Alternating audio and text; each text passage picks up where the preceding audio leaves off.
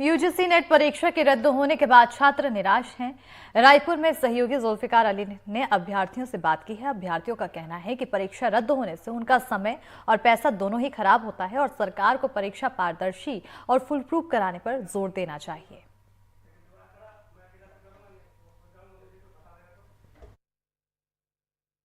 NTA द्वारा आयोजित UGC net की परीक्षा 18 तारीख को होती है और 19 तारीख को पेपर रद्द कर दिया जाता है। कहा जाता है कि नेट के जो परीक्षा पेपर था वो लीक हो गया। इसमें देश भर से 9 लाख से ज़्यादा जो स्टूडेंट्स थे उन्होंने इस परीक्षा को दिया। अब परीक्षा रद्द होने के बाद वो क्या सोच रहे हैं, किस तरीके से उनकी मनोदशा है, तो हमारे साथ रायपुर के जो एस्पिरेंट्स हैं जिन्होंने एग्ज़ाम दिया वो मौजूद हैं। उनसे बात करते हैं। क्या नाम है, किसकी तैयारी कर रहे थे आप? सर मेरा नाम मनोहर लाल सोनकर है और मैं यूजीसी नेट का तैयारी कर रहा हूँ सर। तो आपने एग्जाम दिया था, कैंसिल हो गई? सर कैंसिल हो गया सर एग्ज़ाम। कितना बुरा लग रहा है, कितना मन में? सर बहुत बुरा लग रहा है क्योंकि हम विद्यार्थी होते हैं, बहुत दूर दूर से आ रहते हैं और पैसा खर्च के आ रहे थे। पेरेंट्स लोग जो है पैसा दिए रहते हैं और इतना पैसा दिए रहते हैं, मतलब कि लिमिट पैसा दिए रहते हैं कि बच्चे बेटा जाना और करके आना ऐसा करके। लेकिन यहाँ पे सरकार जो है पूरा गलत काम कर रही है हमें विद्यार्थियों के साथ। ऐसा नहीं करना चाहिए। ये मतलब इससे पहले नीट एग्ज़ाम को भी कहीं ना कहीं सरकार ने कैंसिल करी थी, तो हम आशा किए थे कि चलो उसका सुधार के कम से कम नेट एग्ज़ाम में कम से कम सही करे सरकार। लेकिन ये बिल्कुल गलत है, सरकार ने बहुत गलत किया हमारे साथ। इनका ये मानना है कि जिस तरीके से एग्जाम हो रहे हैं, नीट पे भी सवाल खड़े हुए, तो इस पे उनको लग रहा था कि ये धांधली नहीं होगी, लेकिन रद्द हो गए हैं। क्या नाम है आपका? अनिमेश यादव।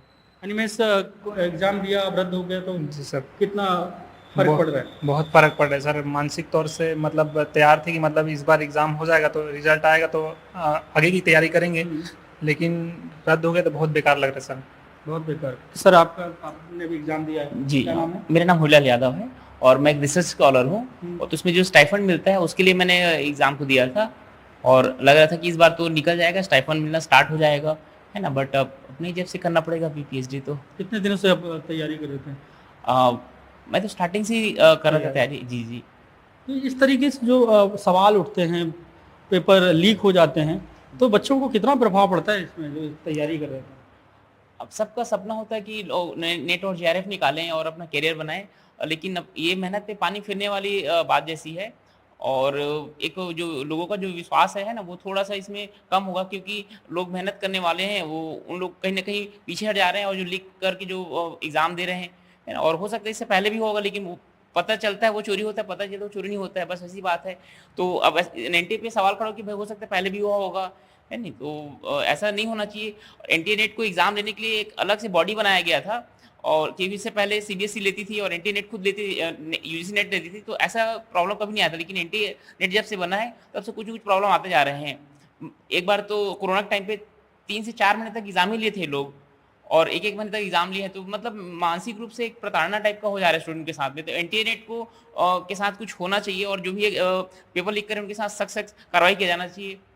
बिल्कुल कार्रवाई की जानी चाहिए अगर जो भी इसमें दोषी हैं, क्योंकि मानसिक दबाव तो बनता है। जो छात्र तैयारी कर रहे हैं उनको उम्मीद होती है कि आगे की पढ़ाई जारी रखना है, नेट है या किसी भी तरीके की कम्पिटिटिव एग्जाम।